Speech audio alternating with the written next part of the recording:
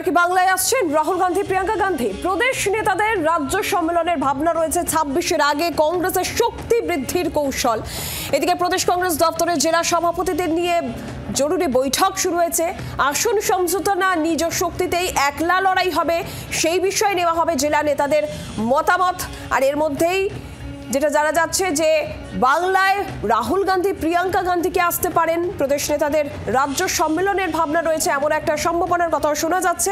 Update দেবেন মৌমিতা চক্রবর্তী, রয়েছেন telephone লাইনে প্রতিনিধি মৌমিতা। দেখো, রাজ্য সম্মেলনের প্রস্তাব এবং ভাবনা চিন্তা শুরু হয়েছে। কেসি বেণুগোপাল তিনি এসেছিলেন এবং তিনি প্রদেশ নেতৃত্বের সঙ্গে বৈঠক করেন, কিন্তু যে বিষয়টি নিয়ে তিনি সতর্ক করেছেন, সচেতন করেছেন বা বলা ভালো পরোক্ষে একটি নির্দেশ দিয়েছেন, আসন সমঝোতা বামেদের সঙ্গে করবে কি করবে না সে বিষয়ে ভাবার আগে প্রদেশ কংগ্রেসের ভিত মজবুত করা প্রয়োজন এবং সেই দায়িত্ব, সেই সিদ্ধান্ত প্রদেশ নেতৃত্বের ওপরেই ছাড়া হয়েছে।